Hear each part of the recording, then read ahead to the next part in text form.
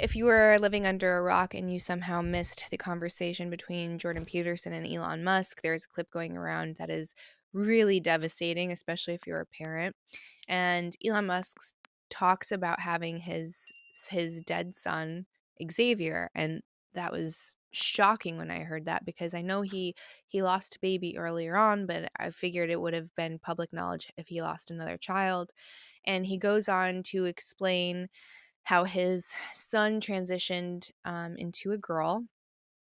And during an interview with Peterson, he is very vulnerable, and he explains his mission to defeat the quote woke mind virus, because in his words, they killed his son, because figuratively speaking, it's dead naming, because that child is dead and now they're something else, and everything that you kind of thought they were and who they were going to be is kind of washed away and turned into this other thing.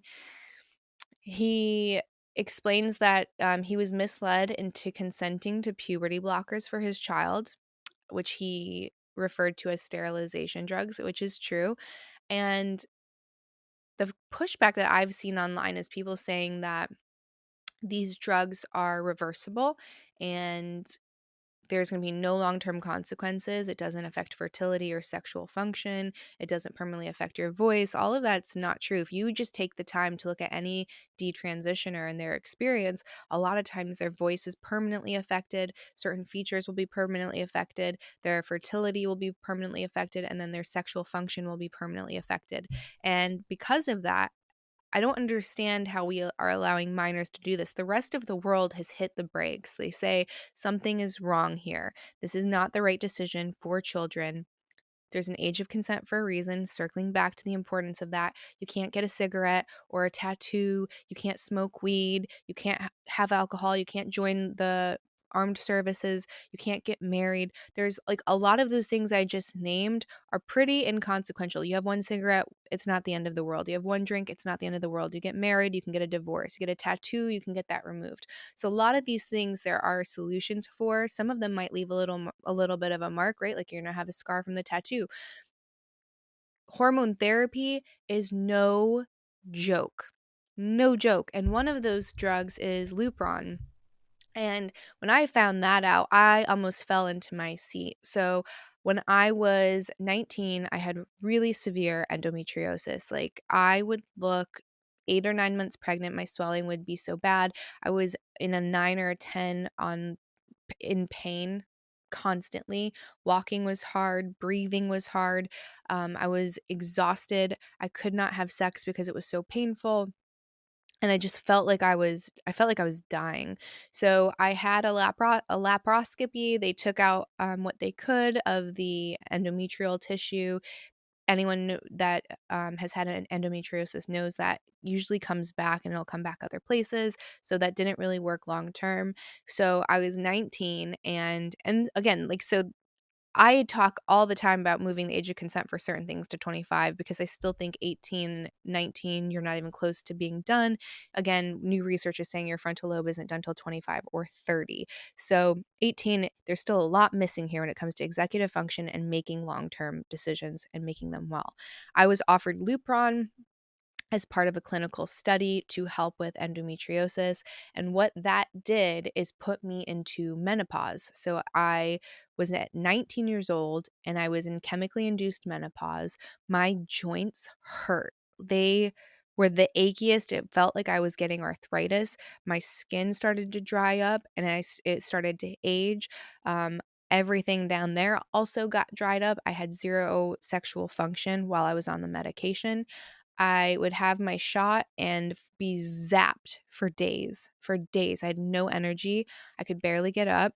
And when they deliver the medicine, this was at the time at least, they deliver it on ice, and they give you a sign for your door, and it was this bright yellow sign, and I'll never forget it. And you put it on your door, and it says, "I might be too sick to answer the door. Please leave the medication."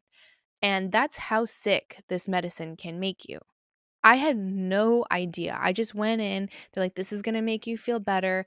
Got a shot in the butt from the doctor, and it just wrecked me, and there ended up being a class action lawsuit from this clinical trial with the women because people were experiencing bone loss, they were having issues with their fertility, they were having issues with their hormones, they were having issues getting their period back, they were having issues with their joints, hair falling out.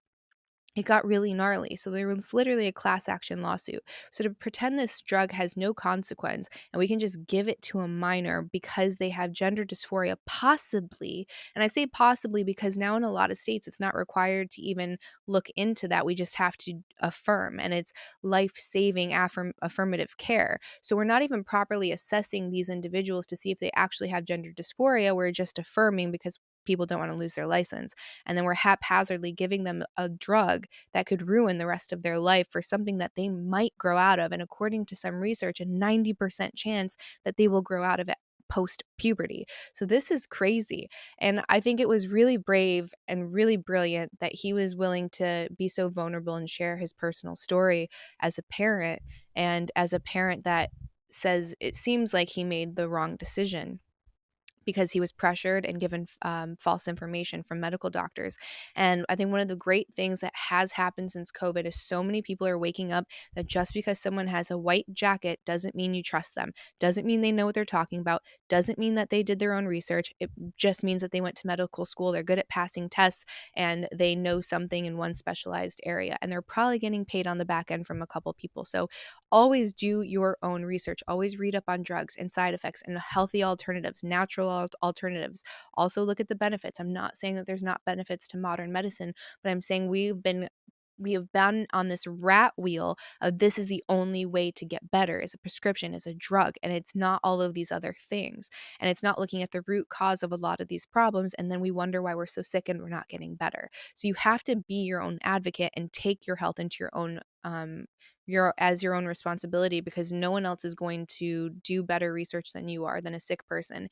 If you know anyone that has been chronically ill, that patient, that mama, that papa, no one knows anything more than that family, because they are in the thick of it and they're trying to get better. And oftentimes they're more privy to cutting edge research and alternatives than doctors themselves, because a lot of them are overworked and they're part of the system where they're supposed to see someone for 15 minutes and move on. Cha-ching, cha-ching, cha-ching, cha-ching. So I love seeing the dissent. I love seeing people questioning authority and people questioning the quote professionals.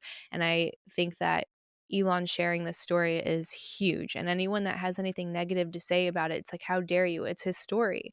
It's his story, and he's a father, and he's sharing something that's really painful for the benefit of other people. So I think it's beautiful, and I commend him. I wish Jordan would have let him talk a little bit more, because it was obviously a very emotional story, and Jordan just like kept adding his 2 cents and kind of walking on it, and it would have been a lot more powerful if Elon was just allowed to talk. It's Elon. Let him run. Like, take the bridle off. Musk also mentioned that his daughter legally changed her name and gender in 2022, and since then has distanced herself from him.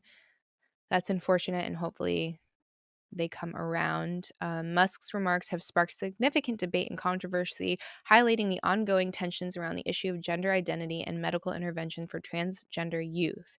His vow to destroy the woke mind virus underscores his commitment to opposing these practices and advocating for more stringent control and regulations. Duh. Yes. Every sane country is doing that right now. For some reason, we've made a decision and we don't want to say, oops, maybe this should slow down, pause, break, and let's look at some of the data. Let's see what's actually happening here. Musk added that Xavier was actually born gay and autistic.